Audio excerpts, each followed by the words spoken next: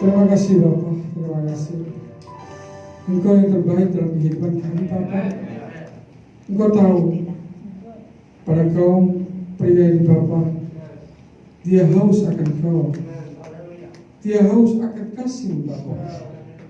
Tuhan kau urapi hambanya Bapak, yang akan menyampaikan firman-Nya Bapak, yang dimana firman-Nya ini Bapak akan menjadi rema kehidupan kami. Firman-Mu Bapak yang disampaikan oleh hamba-Nya untuk menjadi tongkat kehidupan kami. Tuhan kau pakai hamba-Mu Bapa, juga kau pakai semua pria yang ada di tempat ini Bapa, akan menjadi teladan dan taat akan kau. Terima kasih Bapa, terima kasih. Kau berkati semuanya pada malam hari ini Bapa. Tuhan kau ampuni Bapa dosa kami. Biarlah dosa kami dengan firman-Mu akan menjadikan suatu kehidupan yang berubah di dalam kehidupan kita untuk selama-lamanya akan taat dan setia di dalam kehidupan Kau Bapa. Terima kasih Bapa, terima kasih. Kiranya Roh Kudus-Mu akan di dalam kehidupan kami dan di dalam firman-Mu akan menghidupi di hari-hari yang akan datang. Kau bungkus dengan kuasa-Mu Bapa. Haleluya Yesus, haleluya. Amin. Oke, kami serahkan hambanya yang melayani.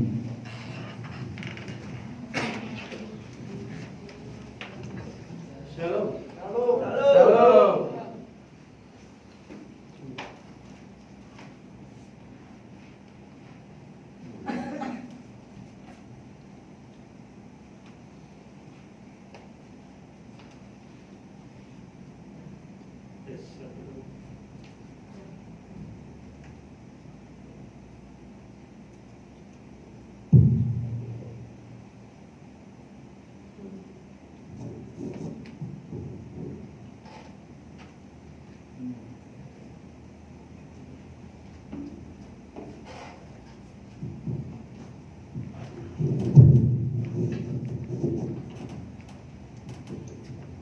Ya, shalom. Puji nama Tuhan. Saya bersyukur pada malam hari ini Tuhan sungguh baik bagi kita semua, amin. Waktu pertama saya dikasih mandat oleh Bapak Ketua, saya bingung saudara.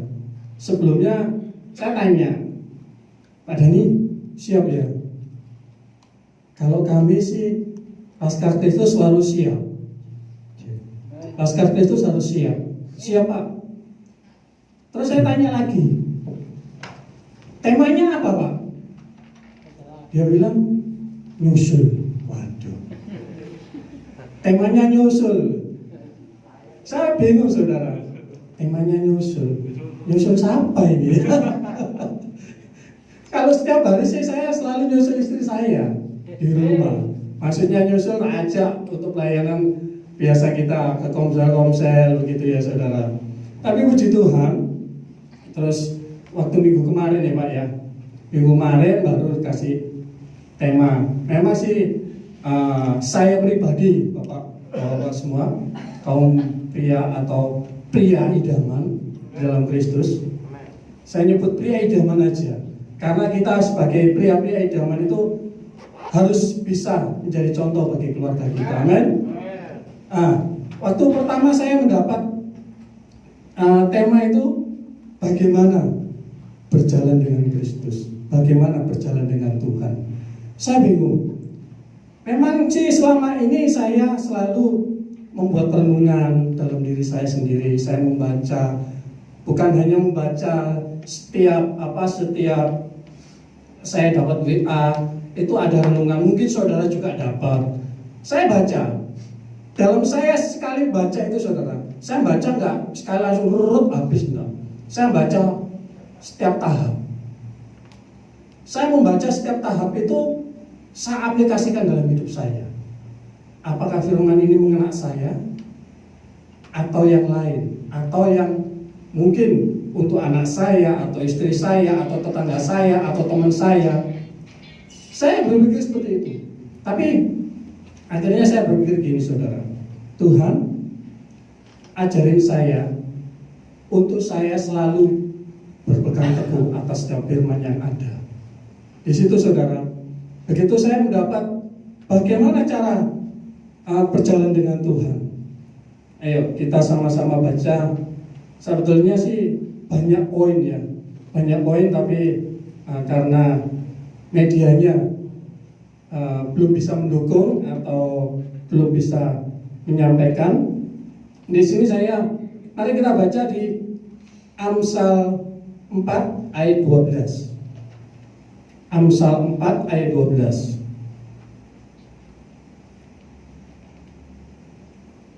Amsal 4 ayat 12 saya bacakan. Bila engkau berjalan, langkahmu tidak akan terhambat. Bila engkau berlari, tidak akan tersandung. Saya mikir, Tuhan, ayat ini apa maksudnya? Tuhan, ayat ini apa maksudnya? Saya cuma Roh Kudus, Roh Kudus, Roh Kudus, Roh Kudus, tolong saya, Roh Kudus, tolong saya. Waktu saya kemarin dan juga hari ini mendengar kesaksian dari Pak Sur dan Bapak Ketua kita, saya sebetulnya hampir sama Pak. Saya latar belakang saya juga dari bukan saudara seiman. Orang tua saya adalah orang Kejawen. Orang tua saya adalah orang seniman. Mungkin sebagian bapak sudah tahu, orang tua saya orang seniman, orang Kejawen, dan juga dia percaya dengan adanya agama Pancasila. Percaya dengan agamanya Pancasila. Semua diikuti. Apalagi orang seniman, apalagi orang ludruk ya. Tahu ya ludruk ya? Itu. Orang ludruk itu pasti tahu.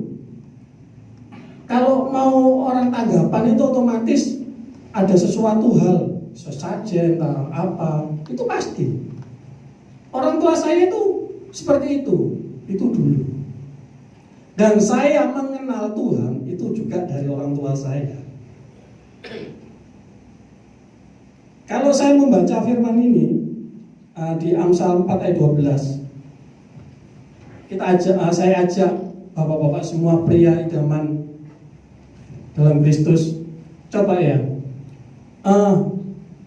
Kalau kita lihat presiden kita sebelum jadi presiden, dia sebagai apa?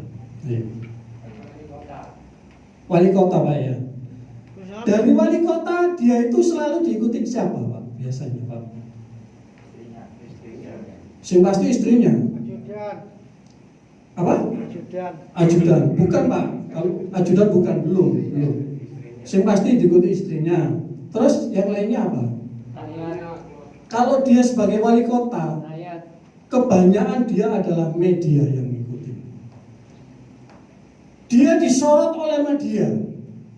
Kemanapun dia melangkah, dia bergerak, kemanapun dia punya ide, media itu mengikuti. Benar nggak? Media itu selalu mengikuti. Karena apa? Media itu pengen menunjukkan, oh Bapak wakil kota kita, wali kota kita, bukan wakil, wali kota kita ini sedang melakukan pekerjaan A, sedang melakukan pekerjaan B. Terus jadi wali kota, jadi apa? Jadi gubernur. Kalau sudah jadi gubernur, otomatis sorotannya tambah banyak. Dalam kehidupan kita, Bapak Ibu, apalagi saat ini kita sebagai pria-pria idaman, ya, kita sebagai pria-pria idaman, kita itu tidak beda jauh dengan mereka, tidak beda jauh. Kita sebagai pria idaman, kita sebagai orang Kristen, anak-anak Tuhan, biasa kita melangkah, ya. Kalau kita melangkah, itu disorot, didelok, dipandeng, atau paling gampang dipelototi. Amin. Biasanya begitu. Karena apa? Orang Kristen itu biasanya harus menjadi berkat. Bukan biasanya harus menjadi berkat, tapi kadang orang Kristen tidak bisa menjadi berkat. Kebanyakan menjadi apa? Kebanyakan jadi omongan atau jadi rasanan. Benar nggak? Ya. Saya mempunyai 3 poin. Apa sih alasannya untuk apa? Berjalan dengan Kristus itu, caranya. Poin yang pertama adalah kedewasaan dalam pikiran.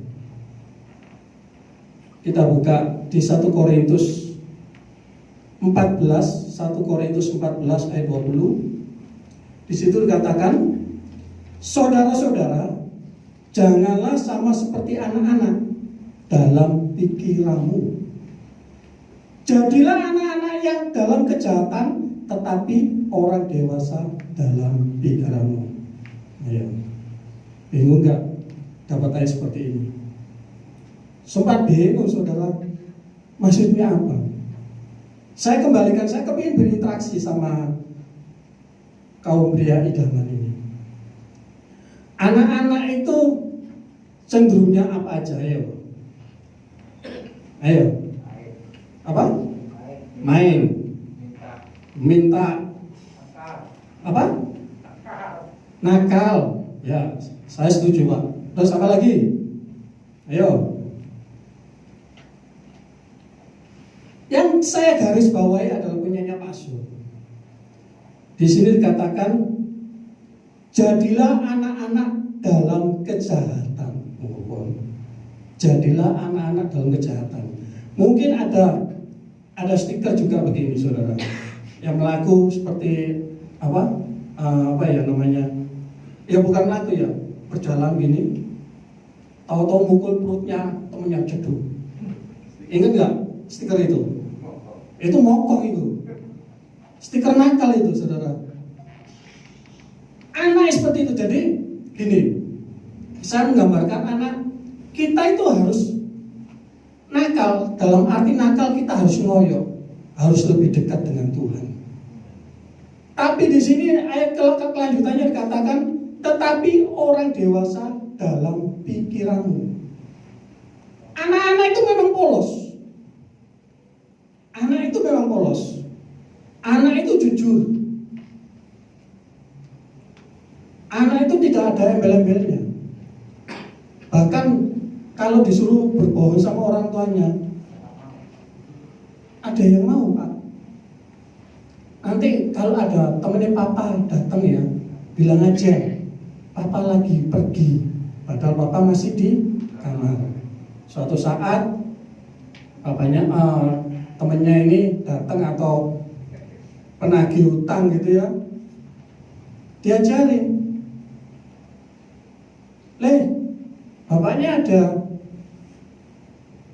Oh, bapak lagi pergi tapi masih di kamar tidur. Nah, itu kepolosan anak-anak loh ya. Anak-anak itu polos. Jadi poin yang pertama adalah orang yang berpikir masa depan. Orang yang memiliki pikiran yang dewasa. Di situ dikatakan haruslah kita menjadi anak-anak yang jahat. Artinya anak yang jahat itu tidak usah memperdulikan dengan teman-temannya. Ngoyo, ini kalau sudah punyaku ya punyaku. Pernah enggak anak-anak bapak waktu kecil mainan dulinannya diroyok ganti enggak? Atau punyanya temennya gantian diroyok? Terus ketahuan bapak-bapak semua. Bapak merasa gimana? Ayo. Saya ajak berpikir ini supaya kita jangan terlalu berpikir firman ini mau dibawa kemana. Ayo kita berpikir dewasa. Karena kita ini pria idaman Kristus. Amin.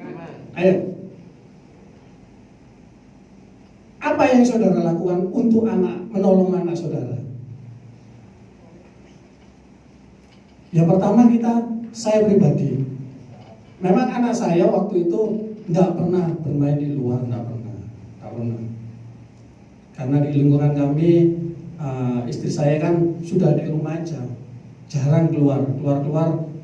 Seperti saya saat ini pun, kalau saya keluar itu kebanyakan kalau nggak bekerja ke gereja, nggak kerja ya gereja, seperti itu saudara. Suatu saat saya melihat di tetangga saya, ya mungkin ada bapak-bapak yang sudah tahu atau teman-teman sudah tahu lingkungan saya. Kalau di belakang itu kalau orang ngomong bahasa Inggrisnya dibong, ya tahu ya dibong ya, di makam Kumanggoning itu dibong, gitu ya. Dibong itu kalau sudah waktu musim layangan, kalau sekarang sih musimnya main mercon. Nah, kalau sudah main mercon itu namanya anak-anak ya. Mercon yang sekarang bikin, kalau sekarang kan dulu dilempar itu ya, sekarang nggak bikin bumbungan itu ya. Bumbungan itu kalau nyumet disemprot sampai 4 sampai 5 kali atau 10 kali gitu. Ditaruh di kupingnya saudara. Anak-anak seperti begitu. Saking nakali. Nah, saya menggambarkan anak-anak supaya apa? Mari kita itu bandel. Bandel dalam apa? Carilah Tuhan. Bandel nyarilah Tuhan. Ibadah saat ini saya yakin dan percaya, bukan suatu saat, bertahap kaum pria tempat ini akan dipenuhi. Amin. Amin. Amin. Amin. Haleluya. Itu namanya pria idaman, saudara. Kalau kita dihitung di sini masih berapa? Hampir kalau suatu saat saya yakin dan percaya tempat ini penuh. Amin. Dan kita sebagai kaum pria idaman, Tuhan akan melipat gandakan. Amin. Jadilah anak-anak yang selalu jahat, artinya yang berkeinginan untuk dirinya sendiri. Amin. Yang selanjutnya, kadang kita ini anak-anak Tuhan itu tidak mengerti akan apa yang kita lakukan.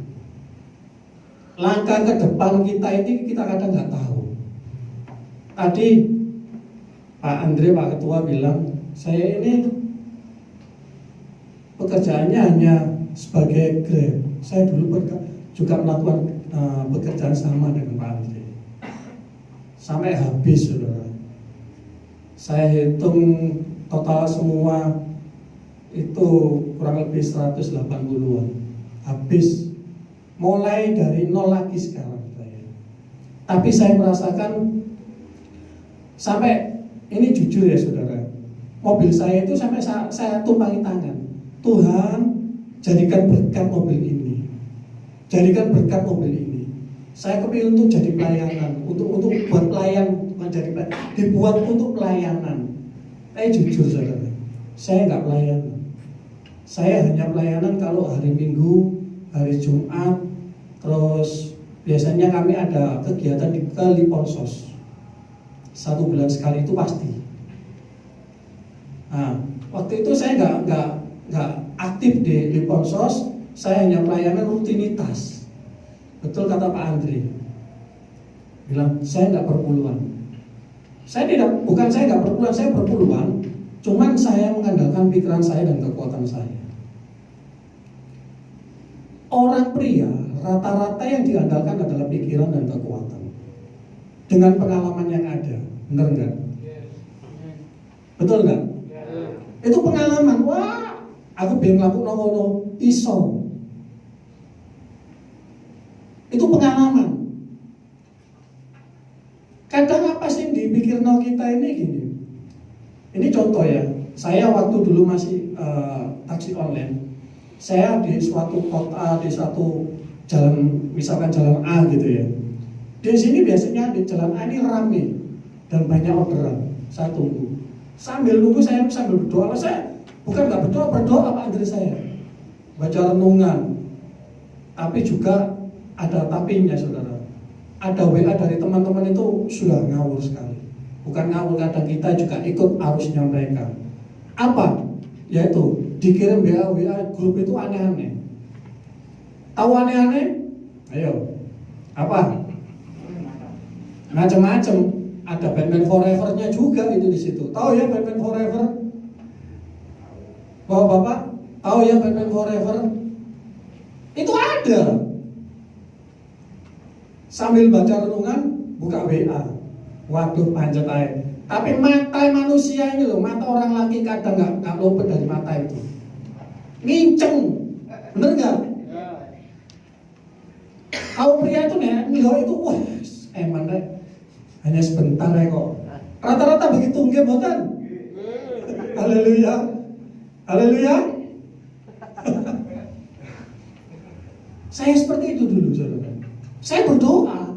Tapi begitu ada teman ngirim Batman Forever, waduh ini tak lihat judulnya bagus.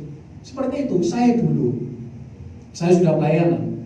Tapi begitu saya sadar tentang hal itu, hal-hal seperti itu saya bilang, sorry, ini tidak, dalam hati saya tidak sejahtera. Kenapa Pak Dhani kok gak sejahtera? Gak sampai ngirim aneh-aneh. Aku lo gak tau ngirim aneh-aneh. Wong kan dibuat hiburan. Iya buat hiburan bagi kamu, aku gitu saudara. Bagi saya enggak. Makanya saya membuat keputusan bahwa saya harus keluar dari grup itu. Saya keluar. Saya nggak mau. Kalau saudara tidak ada keputusan, saudara akan hanyut dalam hal seperti itu.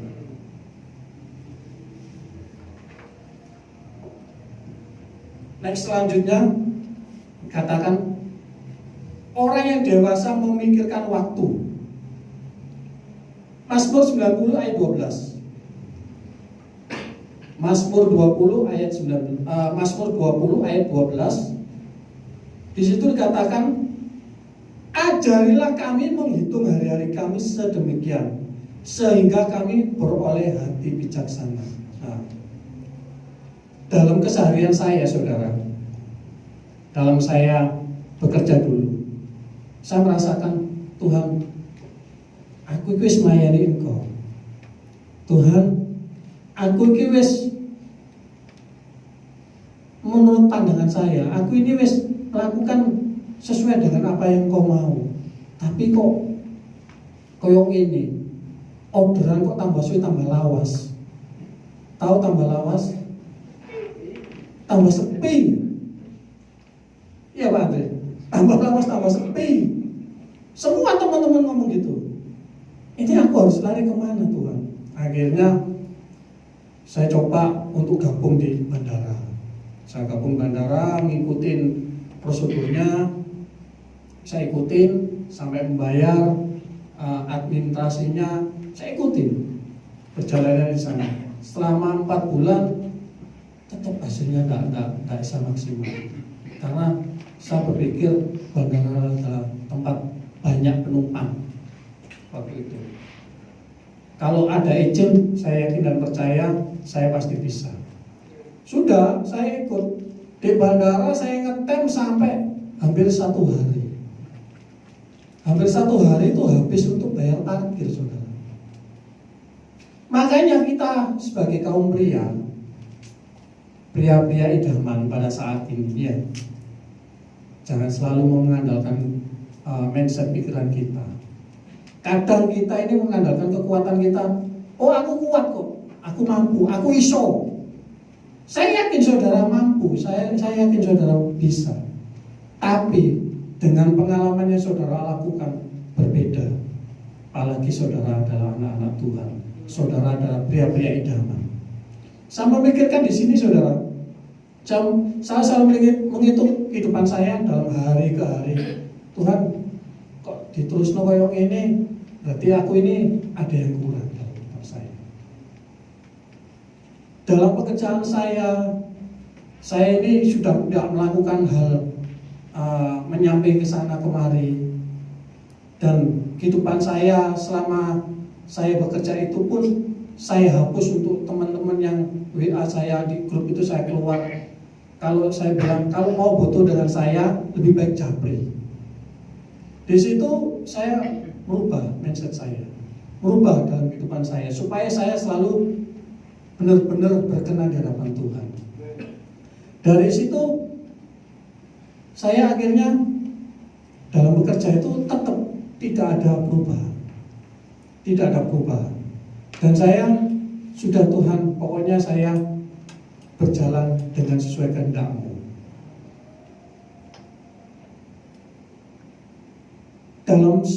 Dalam berjalannya waktu itu saya juga memikirkan gini.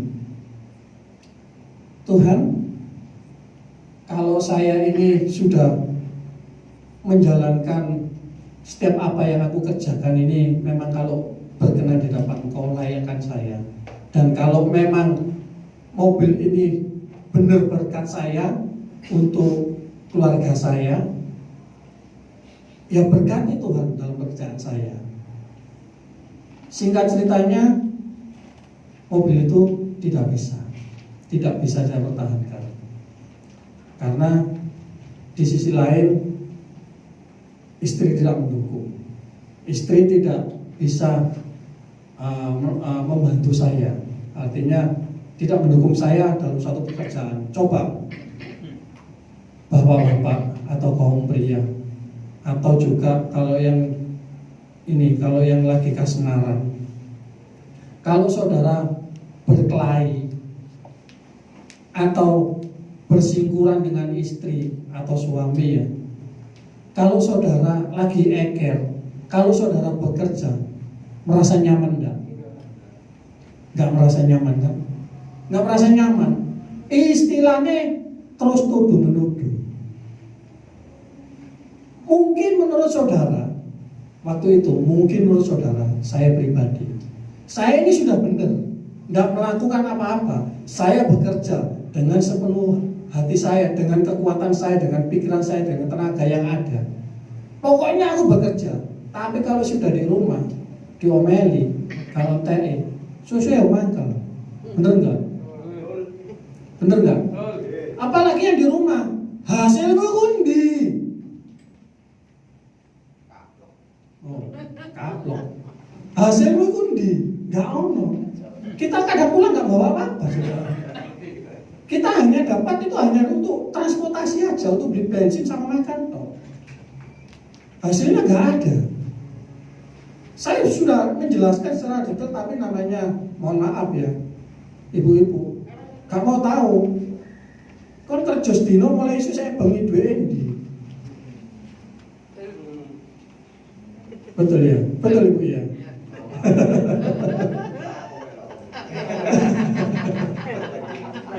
Haleluya. Memang fakta Bapak Ibu. Tapi saya pribadi terus saya berjalan. Saya tidak mau tahu, pokoknya menurut saya ini benar. Saya apa yang saya lakukan tidak menyeleweng sana sini, tidak jauh daripada Tuhan, artinya tidak menyalahi, melenceng dari firman Tuhan. Yang penting saya lurus. Tapi namanya di rumah kadang kalau sudah pulang digeremungi saudara. Apalagi kalau mohon maaf ya, ini kaum pria ya, pria idaman. Kalau kita tidur biasanya bersingkuran itu biasanya apa saudara? Gak nyopo biasanya, bener nggak? Gak nyopo. Nek tidur bersingkuran gak nyopo. Saya kebiasaan kalau tidur saudara, saya selalu istri saya ini bantalnya tangan saya. Keringkingan, Pak. Iya, loh kalau geringgingan memang geringgingan. Saya bilang geringgingan. Saya nggak bilang ya, geringgingan. Karena istri saya namanya Mimi, tapi Indonesianya Tuti. Dia panggilannya Mimi dari dulu. Jadi biarpun sudah usia tetap masih muda. Panggil Mimi, panggil adik. Ya. Nah, dari situ saudara, saya selalu kalau pulang gitu sampai saat ini, kalau istri saya tak pegang, artinya kalau mau tidur dalam tanda kutip ya, ojo pikiran keras dhisik loh ya. Saya selalu saya pegangin. Kalau dia merasa capek atau apa gitu, wes opo ae. Pernah merasakan seperti itu enggak, saudara? Modus.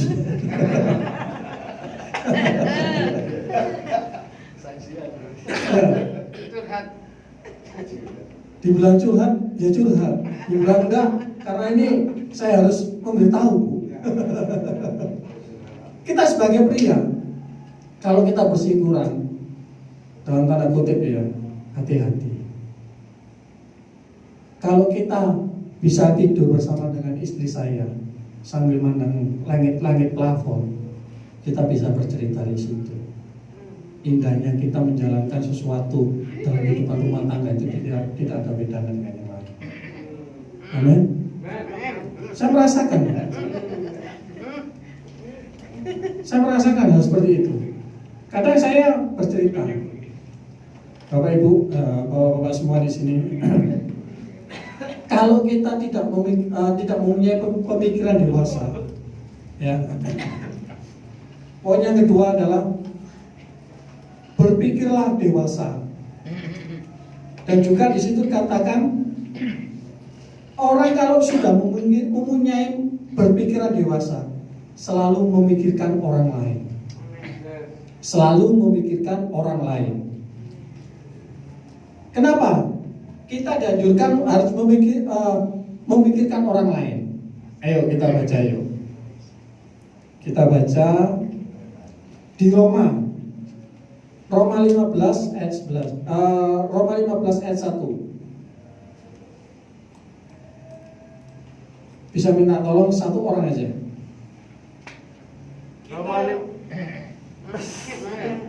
Oke, ayo. Luar biasa. Oke. Roma 15 ayat 1. Roma 15 ayat 1. Orang yang lemah dan orang yang kuat. Kita yang kuat wajib menanggung kelemahan orang yang tidak kuat, dan jangan kita mencari kesenangan kita sendiri. Amin. Orang yang dewasa, orang kalau sudah berjalan dalam Tuhan, harus mempunyai orang yang pemikiran kita harus dewasa.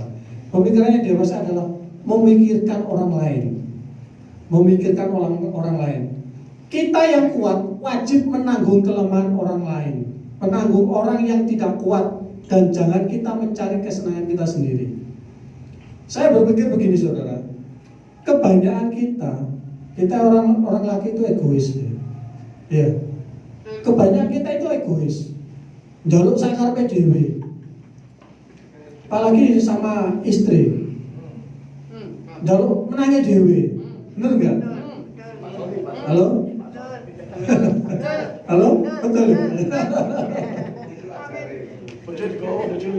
Saya pribadi Bapak Ibu, saya pribadi ya Bapak Ibu semua. Nah, di waktu saya sudah benar-benar, artinya saya ini sangat mencintai istri saya. Apapun yang terjadi, apapun yang menimpa dari kehidupan saya berpikir begini. Pernahkah pria-pria di tempat ini memikirkan keadaan istrinya? Artinya begini, Tuhan, istriku di sana, misalkan begini, saya ini posisi di sini, di tempat di gereja, kita semua di gereja. Istri saya mungkin, istri saudara mungkin ada yang di rumah, ada yang ikut. Coba rasakan, istriku di rumah lagi ngapain ya? Coba bayangkan. Kenapa? Supaya kawin gitu. Supaya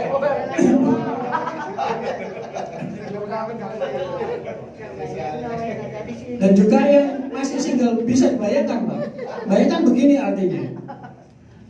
Bagaimana calon istri saya ini bisa sehati dengan saya? Pak Joni bayar happy.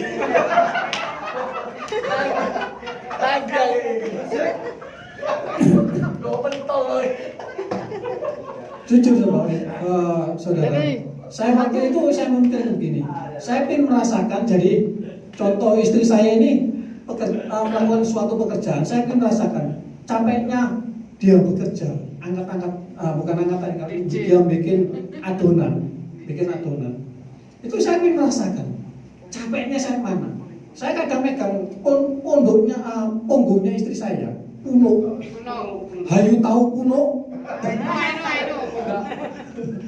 Tahu Puno ya? Nah, saya itu merasakan dia itu punggungnya itu sangat keras, saudara. Karena apa? Dia tuh mengolah adonan itu, dia dilakukan sendiri. Saya nyoba, saya merasakan gini. Gimana sih rasanya istri saya itu kok tak bantu, rasanya nggak mau. Saya memaksakan diri. Ayo Tamin, tak rewangi. Gak usah. Kok ada gawe merengkel. Adonan saya bikin ini selalu merengkel, saudara. Ya ono supaya aku iso. Suatu saat saya coba. Saya bilang gimana? Cek merengkel, teman-teman ini. Kedua, ketiga, keempat, akhirnya wis pas iki enak iki. Kadang keceran, kadang kekendalan gitu. Mungkin saudara bingung, oh posisi dikerjakan.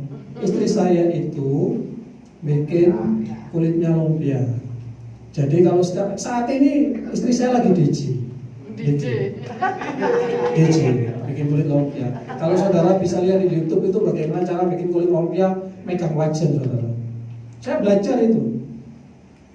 Waktu itu saya ingin merasakan. Biarpun istri saya di sana, saya merasakan begini. Pernahkah saudara berpikir, wah istriku di sana, rasanya kok sini capek ya? Saya coba, saya bilang, nih capek tak? Yo kerja gak kesel. Namanya kerja gak kesel, pasti kesel. Saya berpikir gini, enggak ada wangi. Kok iso tak? Ya aku nggak bisa, tak ada. Saya bikin, akhirnya kalau kalau pagi gitu ya, saya bantu bikinkan satu bak, adonan itu kulit itu satu bak. Ya, kurang lebih selesai kalau di total semua kurang lebih antara 600 sampai 700. Itu 700 biji ya. Di situ bisa merasakan, oh di sini punggungnya capek, kemeringet saudara. Katanya gampang. Memang mungkin Pak Benny tahu ya, di grup itu ada pernah di share kok. Itu saya ngulet, istri saya ngulet, tak ulet satu bak itu tak kira enteng, juga berat loh saudara. Pernahkah berpikir beratnya seorang istri melakukan pekerjaan? Sayang berarti Pak. Melakukan pengudekan. Pernahkah bapak-bapak semua di sini memikirkan kehidupan istri saudara? Rasakan. Coba rasakan. Saya merasakan loh Bapak. Pria-pria idaman. Saya merasakan. Saya ingin merasakan kalau istri saya itu diolok-olok orang. Misalkan ini diolok-olok orang. Sakitnya itu sampai di mana? Sini. Di kono, Pak. Sakitnya sampai di sini. Saya merasakan. Kadang dia tuh kalau dia lagi ada masalah sama keluarganya gitu, dia kalau sudah emosi tinggi ya. Jadi saya juga nggak ngomong, saya perlu aja, saya bilang sudah. Tapi saya juga bisa merasakan sakit. Pernahkah saudara merasakan seperti itu, kaum pria? Pikirkanlah kehidupan istrimu, pikirkanlah juga kehidupan orang lain. Jangan. Ini firman Tuhan ya yang mengatakan kita yang kuat wajib menanggung kelemahan orang yang tidak kuat. Nah, ini firman Tuhan, bukan saya. Jangan jauh-jauh sama istri, kaum pria, sama istri. Istri kita dibilang strong, tapi belum tentu. Hal-hal yang ngangkat-ngangkat. Ada yang kuat, kaum ibu ngangkat-ngangkat. Firman Tuhan sudah jelas katakan, kita yang kuat wajib menanggung kelemahan orang yang tidak kuat. Dan jangan kita mencari kesenangan kita sendiri. Apakah selama ini kaum yang mencari kesenangannya sendiri? Saya selama ini Bapak Ibu, selama ini saya merasa saya tidak mau mencari keuntungan saya sendiri. Amin. Saya selalu berdoa, Tuhan, apa yang ada dalam hidup saya itu milik istri saya. Tuhan, apa yang saya lakukan untuk keluarga saya, semua untuk istri saya. Jangan lari keluar dulu, keluarga. Bapak Ibu, saudara semua. Oh ini kan banyak kok Bapak Ibu lagi ya. Kaum pria yang dikasih Tuhan. Kadang ya, apa yang kita pikirkan itu tidak sesuai dengan apa yang dipikirkan oleh istri kita. Betul. Kalau istri kita lagi nggak enak, ya. Kalau istri kita lagi nggak enak, kita melakukan hal yang rapi, sesuatu yang misalkan kita ini ada hal yang kotor, kita bersihkan. Kalau istri curigaan, ini pemikiran, kita kasih contoh aja, ini pemikiran. Kita bersihkan, kita rapikan, ada comelan begini. Uang, nenek melakukan segala sesuatu yang bersih, biasanya pinter nyingit no. Ya. Pinter nyengit no, pinter menyembunyikan sesuatu Hilangkan jejak. untuk meninggalkan jejak. Contoh. Betul Bapak Ibu. Jadi apa sih kita pikirkan itu kadang tidak sesuai. Tapi di sini katakan jangan kita mencari kesenangan kita sendiri. Kalau kita mencari kesenangan kita sendiri, ya hidup kita tidak ada apa-apanya. Hidup kita adalah di suatu keluarga. Coba kalau Bapak semua di sini ada sesuatu hal yang tidak enak sama keluarga, sama istri, sama anak, sama menantu, coba berpikir apa yang harus Bapak lakukan, apa yang saudara lakukan, apa yang harus saudara action. Amin. Next selanjutnya,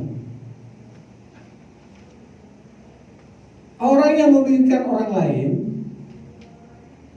Di Roma yang ada yang kedua dikatakan setiap orang di antara kita harus mencari kesenangan sesama kita demi kebaikan untuk membangun.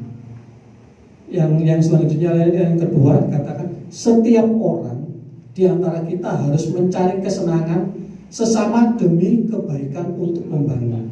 Nah, ini firman Tuhan sangat jelas. Tadi saya bilang kan, setiap apa yang kita lakukan menjadi berkat enggak bagi keluarga kita? Menjadi berkat enggak bagi kalau kita punya cucu, punya menantu? Menjadi berkat enggak? Saya berusaha. Kita manusia tidak luput dari salah. Tapi kesalahan itu kalau kita selalu bersandar sama Tuhan, pujian tadi, gandol Gusti, gandol Gusti, gandol Gusti, saben dino wengi gandol Gusti. Tapi kalau menggandol aja saudara, kalau saudara gandol, saya yakin dan percaya saudara pasti jatuh. Bener enggak? Wong gandol suwe-suwe pasti merosot, pegel. Saya pegel duduk Tuhan, manusianya. Kita ini loh, kita ini kebanyakan begitu. Tuhan, aku sudah pelayanan, aku sudah melakukan A, B, C, bahkan sampai Z katakan. Tapi lama-lama ya bosan. Tahu bosan saudara? Pernah bosan enggak? jenuh ya, apalagi dalam ibadah. Wis enak-enak dengerno khotbah si khotbah lagi berapi-api, kalau kemudian bablas angin. Bablas angin nih, alias ngantuk. Kadang kita, karena apa? Di sisi lain kita bosan, kita jenuh. Dalam kehidupan kita, apapun yang kita lakukan, apapun saudara melangkah, lakukan untuk membangun kehidupan orang lain, membangun kehidupan kerohanian orang lain. Bagaimana caranya? Jangan mengandalkan pikiran saudara. Amin. Next, selanjutnya.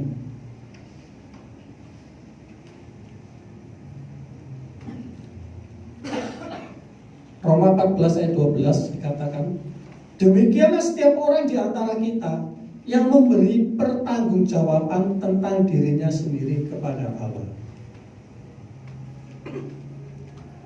Sangat jelas di sini. Setiap apa yang kita lakukan, kita harus mempertanggungjawabkan setiap apa yang kita lakukan untuk Tuhan. Apa yang kita perbuat untuk manusia juga dipertanggungjawabkan untuk Tuhan. Ini bukan saya sih ngomong, saudara. Jelas-jelas firman Tuhan mengatakan demikian setiap orang di antara kita akan memberi pertanggungjawaban tentang dirinya sendiri kepada Allah. Kalau saudara melakukan ibadah pada saat ini, pada malam hari ini, bukan saya, tapi Tuhan yang menilai. Tuhan yang berkehendak dalam kehidupan saudara. Saudara melangkah dari rumah sampai tempat ini untuk bergabung tempat ini, menjadi pria-pria yang benar-benar mau dibangun. Ini ayatnya. Menjadi pertanggungjawaban diri kita sendiri kepada Allah. Apa yang saudara perbuat, itu pertanggungjawabkan pada Tuhan. Amin. Kita pada malam hari ini banyak belajar tentang firman Tuhan ya.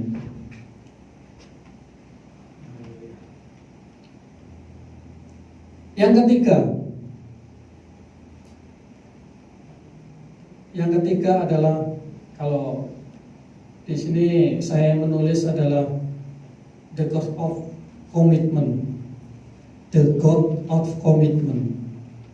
Artinya Tuhan senang dengan orang punya komitmen. Saudara semua, Tuhan itu menginginkan kita mempunyai komitmen. Komitmen saudara apa? Komitmen saudara apa pada malam hari ini? Hanya ingin tampil, atau kepingin dilihat orang, atau mohon maaf karena tugas, atau karena kita sebagai penjabat gereja kepingin hadir. Nah itu Tuhan menginginkan kita mempunyai komitmen. Kita buka di Ulangan 7 ayat 9. Sebab itu haruslah kau ketahui bahwa Tuhan Allahmu, dialah Allah, Allah yang setia, yang memegang perjanjian dan kasih setianya terhadap orang yang dikasih, terhadap orang yang kasih padanya dan berpegang pada perintahnya sampai kepada beribu-ribu keturunan. Tuhan itu mempunyai komitmen dalam kehidupan kita sampai ke keturunan-keturunan kita.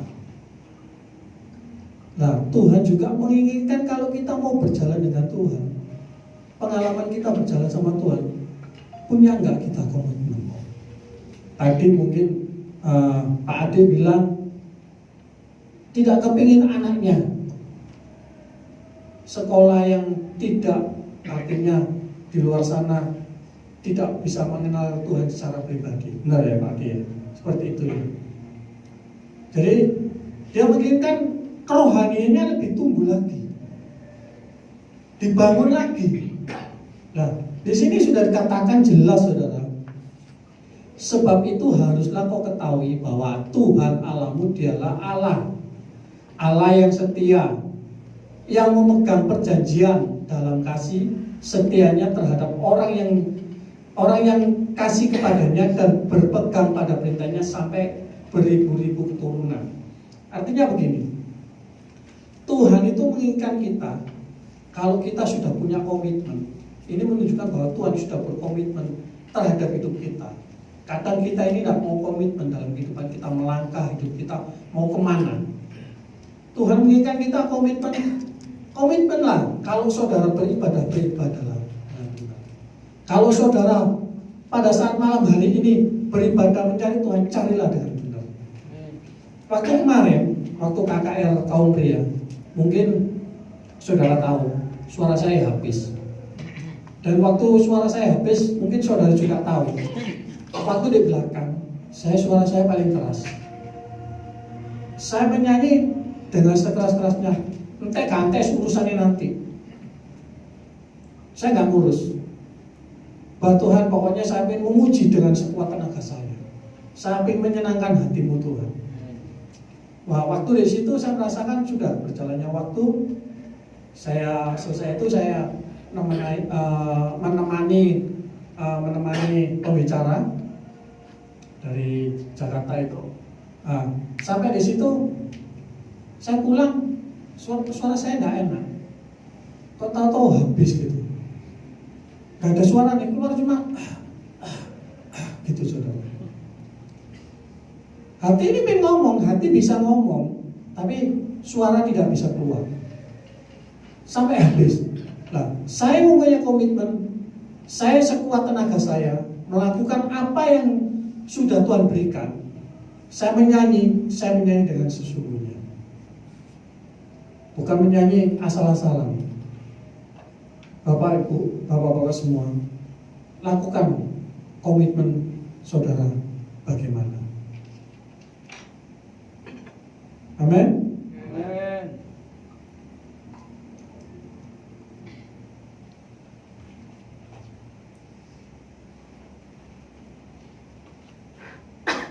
Orang yang dewasa memiliki komitmen.